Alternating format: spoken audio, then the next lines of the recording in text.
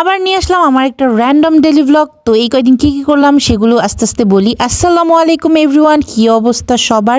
এই যে আম্মু একটা কলা ধরাই দিছে, বলছে খেতে খেতে যাও। আমি আসলে সকালে নাস্তা করি নাই, তো আমার বোনকে হচ্ছে দেখতে আসছি, সে হচ্ছে একটু সিক।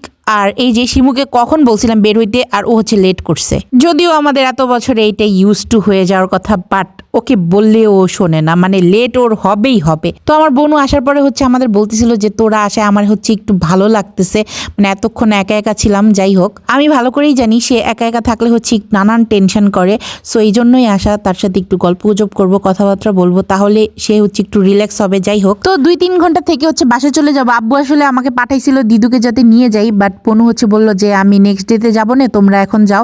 আর তাছাড়া আমার আম্মুর হচ্ছে শরীরটা অসুস্থ। তো বাসায় এসে দেখি আব্বু আমার জন্য একটা ড্রেস আনছে। আসলে আমাকে বকা দিছিল, আর আমি হচ্ছে রাগ করে না খেয়েছিলাম।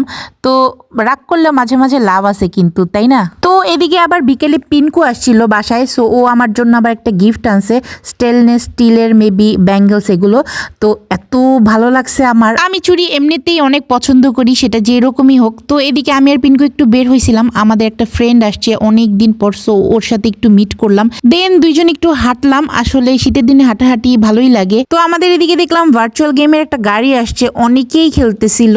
তো এবার হচ্ছে সন্ধ্যা হয়ে যাবে, সো বাসায় চলে আসলাম। তো আম্মু আজকে মুড়ি মাখা করছিল, যেদিনই বাসায় মুড়ি মাখা করা হয় মনে হয় কি রোজা চলে আসছে। তো এটা হচ্ছে পরের দিনের ক্লিপ। আমি হচ্ছে আম্মুর সাথে একটু ঢাকায় গেছি, আব্বুর যাওয়ার কথা ছিল পরে, বাট আব্বু আর যায় নাই, দেন আমি আর আম্মুই হচ্ছে গেলাম। তো আমি হচ্ছে এই নিউ ড্রেসটা পরছি, এটা আমার এত পছন্দ হয়েছে। এটা আমাকে আমার বার্থডেতে বনু গিফট করছিল। দুনিয়ায় যত লাইট কালার আছে ওইগুলোই হচ্ছে আমার পছন্দ হয়। আমার পছন্দের কালার হচ্ছে অরেঞ্জ, বাট আমি সবচেয়ে লাইট লাইট কালারের হচ্ছে ড্রেস পরি, আর সবচেয়ে যেটা কমফোর্টেবল ওইটাই বারবার রিপিট করি। তো এই যে আমাদের বাসার একটা জমিদার আপা আছে, তার জন্য হচ্ছে নাস্তা রেডি করতেছি। আম্মু আজকে বকা দিছে, এই জন্য সে সারাদিনে কিচ্ছু খায় নাই।